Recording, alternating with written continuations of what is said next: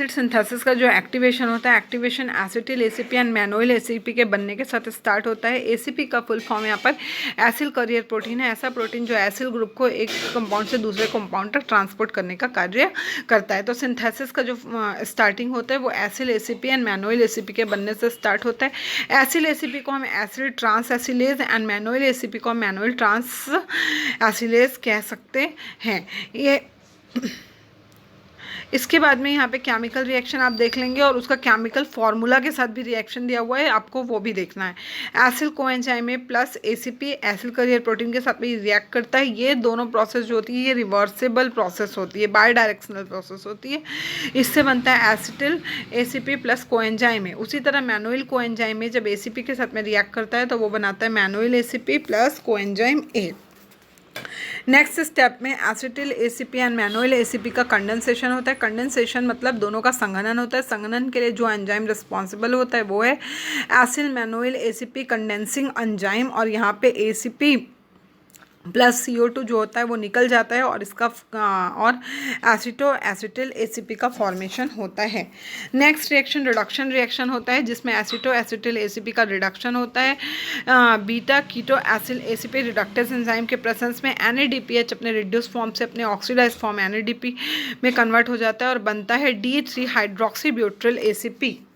Next step होता है dehydration reaction जिसमें D3 हाइड्रोक्सी ब्यूट्रिल एसीपी का डिहाइड्रेशन होता है। मतलब यहाँ से वाटर जो है वो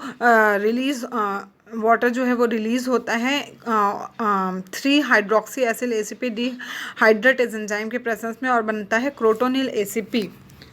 नेक्स्ट रिएक्शन फिर से रिडक्शन रिएक्शन है जिसमें क्रोटोनिल एसीपी का रिडक्शन होता है इनॉल एसीपी रिडक्टेज एंजाइम के प्रेजेंस में। NADPH अपने रिड्यूस फॉर्म से अपने ऑक्सीडाइज फॉर्म NADP में कन्वर्ट हो जाता है और बनता है ब्यूट्रिल एसीपी।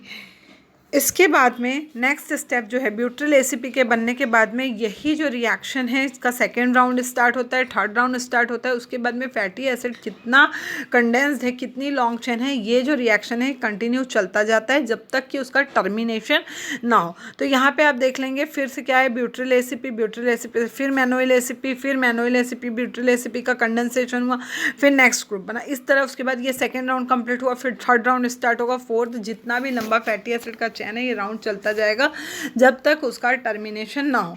अब टर्मिनेशन कब होगा? टर्मिनेशन तब होगा कि जितने भी राउंड्स चल रहे हैं उस राउंड्स के बाद में जैसे ही cis-16 पामिटोइल ग्रुप का फॉर्मेशन होगा आपका फैटी एसिड का सिंथेसिस रुक जाता है। ये पामिटोइल एसीपी का फिर हाइड्रोलिसिस होता है थायोएस्ट्रेज एंजाइम के प्रेजेंस में। यहाँ पे आप देख लेंगे पामिटोइल एसीपी हाइड्रोलिसिस में मतलब वाटर से रिएक्शन होता है, थायोएस्ट्रेज एंजाइम के प्रेजेंस में पामिटेट बनता है और एसीपी जो होता है वो निकल जाता है। इसके बाद में इस फैटी एसिड का रेगुलेशन प्लांट्स में कैसे होता है? तो प्लांट्स में यहाँ पे साइट्रेट ग्रुप का कोई फंक्शन नहीं होता, ये एक हार्मोनल फंक्शन नहीं है, ये pH बेस्ड फंक्शन नहीं है। हाँ, यहाँ पर मैग्नीशियम आयन का प्रेजेंस बहुत इंपॉर्टेंट रखता है और ये कोई जेनेटिक लेवल का फंक्शन नहीं है। इसके बाद में डिफरेंस क्या क्या है बायोसिंथेसिस एंड ऑक्सीडेशन में, क्या डिफरेंस है? तो लोकेशन, बायोसिंथेसिस क्लोरोप्लास्ट में होता है जबकि ऑक्सीडेशन पेरोक्सीसोम में होता है।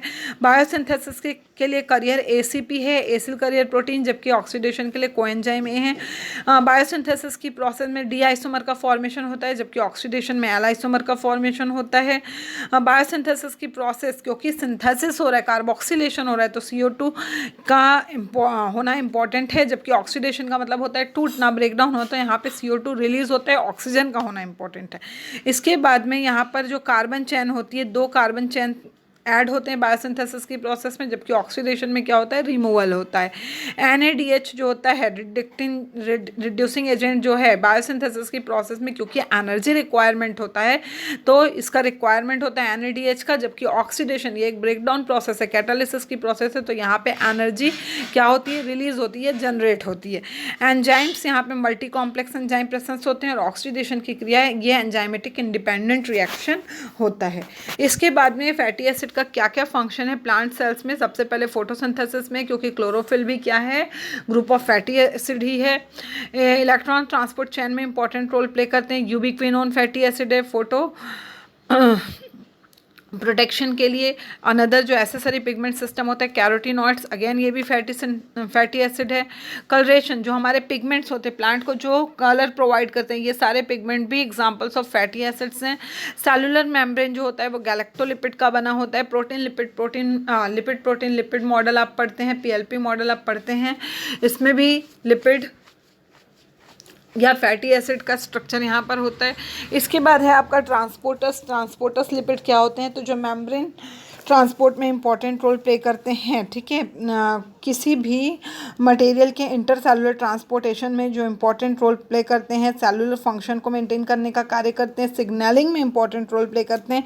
इस तरह के फैटी एसिड को हम ट्रांसपोर्टर फैटी एसिड या ट्रांसपोर्टर लिपिड कहते हैं, जिसका एग्जांपल है आपका ABC ट्रांसपोर्टर के सारे ग्रुप, जैसे कि ABCA1, ABCB4, ABCB11, ABCD1, ABCG1, ABCGS, ABCG5, ABCG8, ये सारे सेलुलर ऑर्गेनाइजेशन को मेंटेन करने में इंपॉर्टेंट रोल प्ले करते हैं। उसके बाद लास्ट है आपका कम्युनिकेटर लिपिड्स। कम्युनिकेटर लिपिड्स क्या होते हैं, ये लिपिड सिग्नलिंग में इंपॉर्टेंट रोल प्ले करते हैं, जिसके एग्जांपल हैं स्फिंगोसाइन 1-फॉस्फेट, फॉस्फेटिडिल, आइनोसिटॉल बाइफॉस्फेट। ये सारे इंपॉर्टेंट एग्जांपल्स हैं और फंक्शंस है प्लांट्स में। इस तरह आपका यहाँ पर फैटी एसिड बायोसिंथेसिस कंप्लीट होता है।